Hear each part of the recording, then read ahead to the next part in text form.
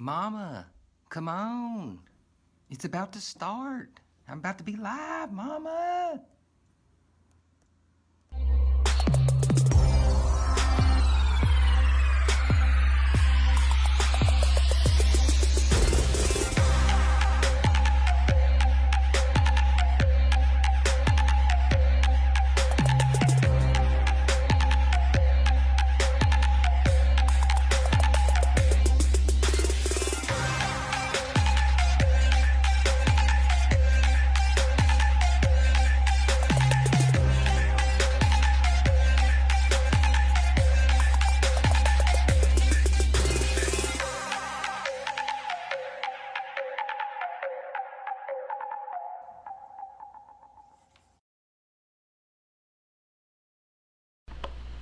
Hey, what's up, y'all?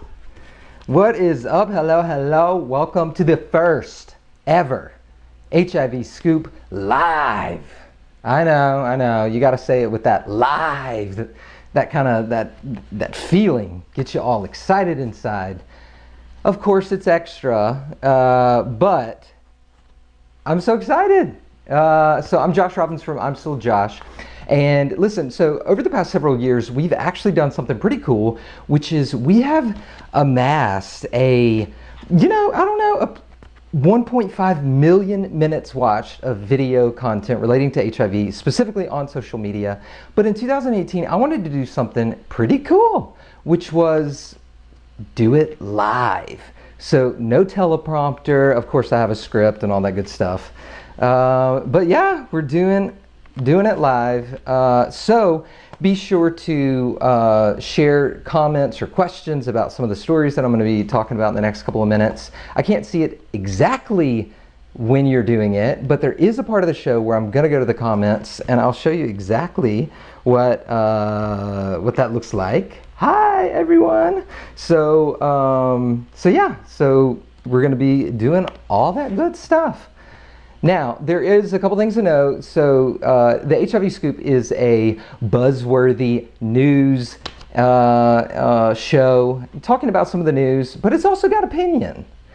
My opinion, because y'all know that I like to toss shade every once in a while, and I'm certainly going to do that in this HIV Scoop live like normal.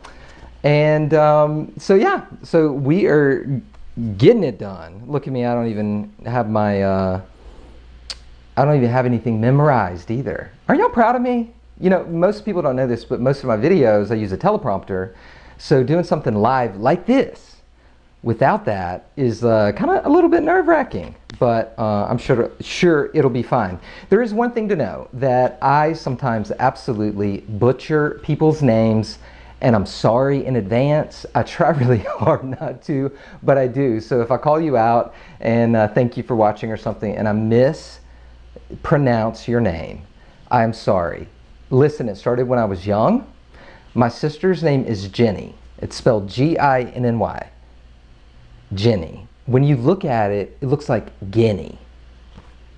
Imagine that. So anyway, pronunciation of names is sometimes difficult for me, but hey, I went to school in Tennessee, and pronunciation was like not the most important thing in school then, right? All right, so also if you have an HIV Scoop news tip and you're like, hey Josh, I want to share with you a news tip that is perfect for the HIV Scoop, then you can find me on any social media platform that is relevant with the username I'm Still Josh. Or if you want to be on the show in the future or promote something you're working on, or if you have an event or something locally, then tell me about it, because I want to talk about it. Simple as that. Pretty cool, huh? All right, so let's just get right into this week's buzzworthy news. So the Nashville Department of Health, Metro Nashville Health Department, they did something pretty bad last week. There was a story, I broke the news that this news story was about to break, so I scooped it, and it did. It broke last week in the Tennessean. Here's what happened. The Tennessee Department of Health found a pretty important database or file on a public server within Metro Public Health. So it wasn't like a public server that anyone could access, allegedly. We don't know. We haven't seen it. We haven't they're still investigating. Somebody better investigate.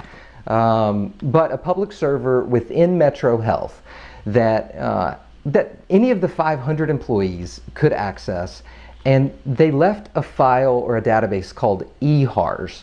It's like a lowercase e, capital HARS, right? So what? What's in that file? Well, every state, it's important to know, every state in our country has a similar file. And what it is when somebody is diagnosed in a state as being HIV positive, then you are added to this file. And it's a file that was kept for the past 35 years in Tennessee alone. The file started in 1983. So every person's information, including their social security number, what their latest lab results were, their sexuality, if they've ever done drugs, illegal drugs or anything like that, it's all included in this database. And it was left on a public server, y'all, for 9 months. I know. It's pretty big deal. So Metro Health has now called it a educational opportunity. What? An educational opportunity, and that they could get more training for the employee that did this, although they're not naming exactly who that person is. I tell you that this was a big breach in trust alone. But beyond that, this is something that probably 3 people in our state should have had access to, and it was left on a public server in Metro Health for 9 months, and any of those 500 employees could have gained access to it. One other thing to note about this story, which is kind of crazy, is that the actual file has some kind of mechanism that will tell you if it's been accessed. Guess what? That feature, it wasn't turned on. So there's tons more to come, I'm sure, about this story. But I will tell you there's been some incredible reporting done. Brett Kelman is a brand new guy that just moved to Nashville. He's a reporter, a journalist with the Tennessean. He broke this story wide open. And then also News Channel 5, they did a story. And I'm not just saying that because they included me, although it was a great story because I was in it. These journalists here have really taken this story and really started telling it and digging, and so we appreciate that. No discipline has been taken against the employee, and the public is obviously not happy about that. So I'm going to keep you updated on that story as it continues to develop. How's that? All right, this guy. I know, he drives us all crazy, right? Next, President Trump, who has not obviously been the best pal to the HIV community. Well, and I'll say too that we probably haven't been his, favorite group of people either, but that's just kind of how it goes. He has done something. He has authorized HHS, from reports, to dip into the Ryan White money in order to pay for the surge in children and families that are being held captive, in my words, that are being held at the borders. Now, why is this important? So if you're not sure what Ryan White money is what helps people that can't afford HIV medication and services and getting to the doctor and all that good stuff. That's where that money comes from, and it's been something that's been set and has really helped curb the epidemic in the U.S. particularly. And so I tell you that HIV organizations all over the place are not happy, and they've really come out and are doing campaigns to let the administration know, hey, you got to keep your hands off this money. And so kudos to them for doing that. Just to kind of bring you up to date with the Trump administration and the HIV community, we still have no Office of National AIDS Policy. We're over 500 days since the administration has been in their chairs that we've had zero leadership in HIV from this administration. We have no presidential AIDS council anymore since he fired everyone via FedEx, or the last group of people, since the other half kind of had resigned earlier. And don't forget about Bill Gates, what he said. Trump is still confused the difference between HIV and HPV. If you're confused about that, you can go to imstilljosh.com. I've got a full explanation about the two things. There's tons of work to be done, especially because we don't want this administration to erode any of really the progress that the two previous administrations have made in the HIV community and advocacy and the epidemic. So it's really important that we keep them accountable and really keep their hands off of this Ryan White money. And that is really important, and that is that. Guess what's coming up, y'all? In just about a week or so, it's the largest gathering of the HIV advocacy and medical community, and it's about to start in Amsterdam with the International AIDS Conference. How cool is that? Now, there's a couple huge research studies that are going to be doing exactly what they do, which is sharing the results. And the two research studies that I'm just so eager to hear about are the Partner 2.0 study. We already have the results from the Partner study, which showed that there were no transmissions linked to someone that's undetectable living with HIV to any sexual partner at all. Even if PrEP wasn't used, even if condoms weren't used, there were no linked transmissions. Pretty big deal. Partner 2.0, when that result is released, this study focuses only on anal sex between gay and bisexual men and serodiscordant couples. So this is going to be a huge result when it comes out in the next week or so. But I will tell you that I have some sources that say that we're not going to have any surprises there. So good news for that. If you're like all excited and like waiting for AIDS 2018 for that information, hope I didn't spoil it for you. And I hope that my sources are right. Also, the next one is PrEP on demand. So PrEP on demand is going to measure how effective PrEP is when used on demand, basically. So you take a pill before the HIV negative person takes a pill before they have sex, and then for the next 2 days they take one pill a day. I think that's right. And they're going to measure that to see how effective it is as opposed to taking a pill every day. So taking Truvada every day. So it's really important for those two studies to be, sharing the data that's coming out and all that good stuff. So, hey, I'm excited about it, and maybe you're going to be there. I'm not going to be there this year. There's going to be tons of people and companies that I know and love that will be there, including Napo Pharmaceuticals at the Mytesi booth, and then Biolytical with Insti HIV self-test. They're going to be there, so make sure to say hey to them from me. Dr. Gary Blick with HIV Advocates is going to be there, so give him a high five if you see him. Dr. Fauci, Dr. Diffenbach from the NIH will be there. Also, my favorite person from the NIH, Anne, is going to be there, so give her a hug for me if you see her. But yeah, if you're going, have a blast. I'm going to be watching the news just like everyone else, and I'm sure that we are going to be able to report on some of it. So that's pretty cool. This is even cooler right here. Okay, U=U, which means undetectable equals untransmittable. Did you see the big news that just happened? Guess who endorsed it? The World Health Organization. Who? You ask? Well, who is who it is? The World Health Organization. They put out a quote of support, and it says, quote, "The science related to the use of art as an additional prevention tool is clear. There is no evidence that individuals who have successfully achieved and maintained viral suppression through art transmit the virus sexually to their HIV negative partners," end quote. Okay, that is super cool and totally worth sharing on social media.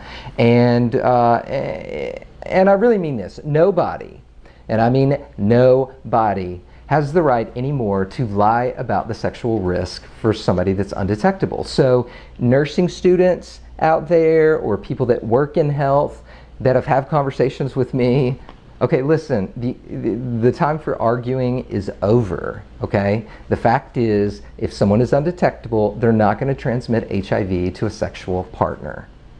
So either update your information or tell the patients the right information, or just shut the hell up. Just hush, okay? It's important that we share this information for not only people that are negative, but it is such a powerful movement. And Bruce Richmond has done an amazing job, and the advocates that have started there have done an amazing job getting this information out just in 2 years or so. And it has literally crossed the globe several times and made its way all the way back now to World Health Organization. And I'm pretty excited for them. So that is that. All right, real quick, let's see who is playing along. Hey, y'all. John, thank you for watching and for giving that link to your statement. Dan, thank you for watching. NASDAQ releases a statement today that services would most likely be affected. Yeah, that's really important. NASDAQ is somebody that's really has been on top of this. Roy, thank you for watching as well. Let's see, who else is on here? Michael Emmerich joined. Tony joined. Devin Campbell was on here. Kevin Tyler Campbell. Thank you guys for all watching.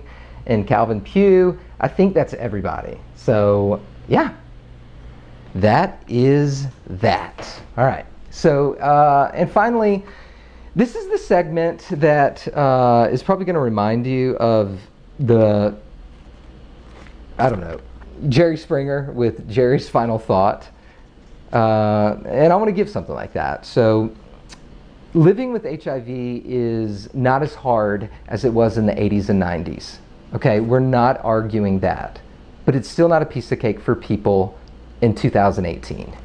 And if you're out there and you're struggling with anything, with adherence, like if you're having trouble taking your meds, or you just don't feel good, or you want somebody to talk to, I'm asking you to reach out, okay? I'm only one person, and so just post a comment or something on the page, or reach out and allow me to share your message so that people that follow me on these social platforms and accounts, that there are a ton of people out there that are amazing advocates that want to advocate for you.